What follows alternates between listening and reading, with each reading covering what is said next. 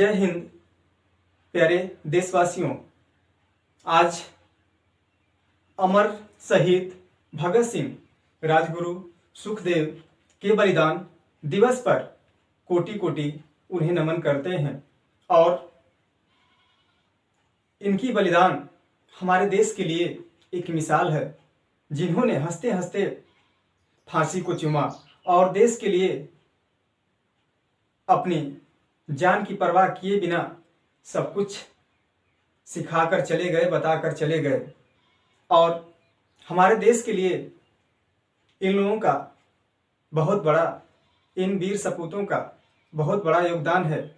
हम आज जानेंगे कि इन लोगों को फांसी क्यों दी गई और हम सबसे पहले जानेंगे भगत सिंह का जन्म 1907 में और माता विद्यावती और पिता किशन कौर, जो बंगा नामक गांव में इनका जन्म हुआ था, और पिताजी एक किसान व्यक्ति थे।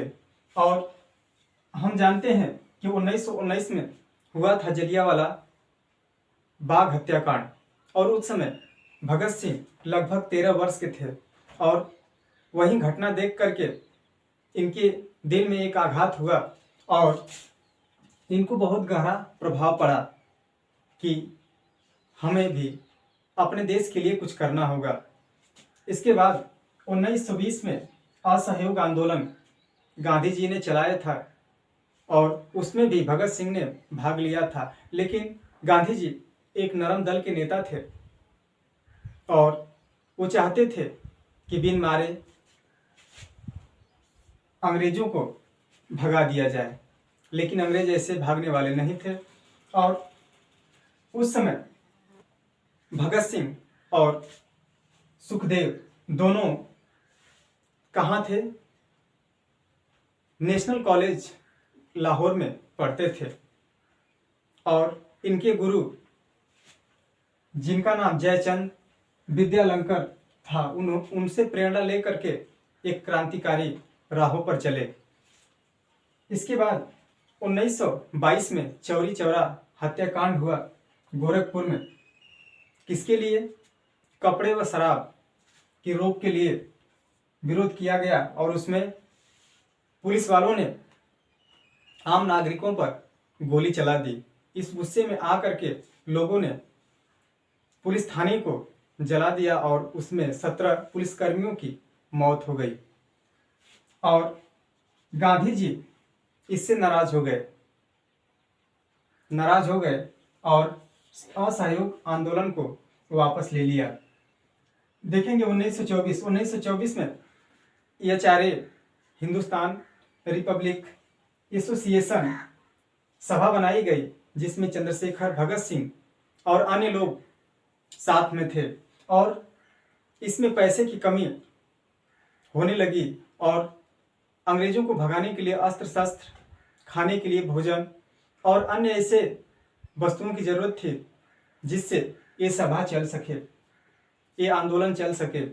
इसके बाद इन लोगों ने योजना बनाई कि ट्रेन को लूटा जाए। खजाना, जो हमारे देश से खजाना अंग्रेज लोग लूट के लेके जा रहे हैं, तो उसे हम क्या करेंगे? लूटेंगे। इन लोगों ने काकोरी में जा कर के ट्रेन को लूटा और कुछ लोग पकड़े गए और कुछ लोग भाग गए, जिसमें अशफाक उल्लाह खां व राम प्रसाद बिस्मिल को फांसी हुई और 2 और व्यक्ति थे और कुछ लोगों को काले पानी की सजा हुई।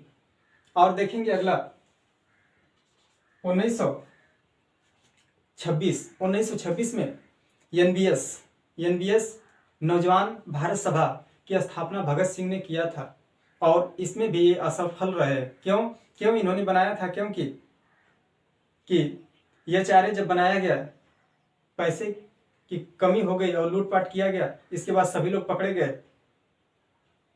इसके बाद भगत सिंह ने इस सभा को बनाया, लेकिन ये भी असफल हुआ।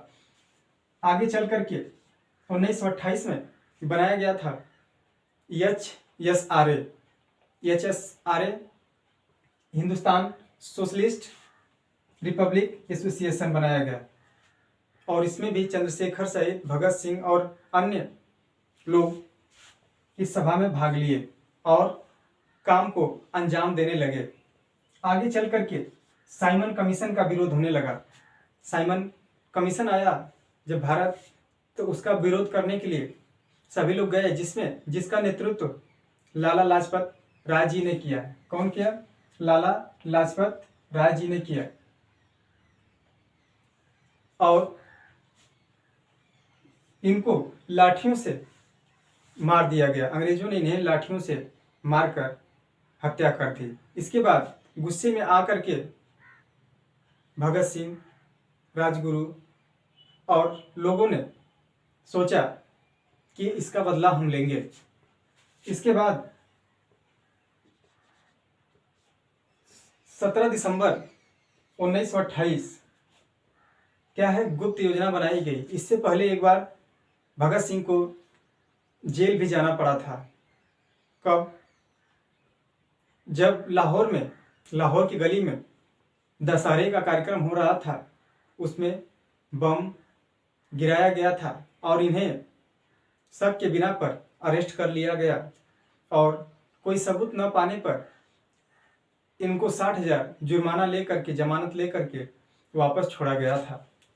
देखेंगे 17 दिसंबर 1928 को गुप्त रूप से योजना बनाई गई, जिसमें भगत सिंह, राजगुरु, जयगोपाल, चंद्रशेखर ने सैंडर्स की हत्या कर दी और गोली मारने वाले, पहली गोली राजगुरु ने मारा और 3 गोली किसने मारा था? भगत सिंह ने मारा और सैंडर्स की वहीं हत्या हो गई।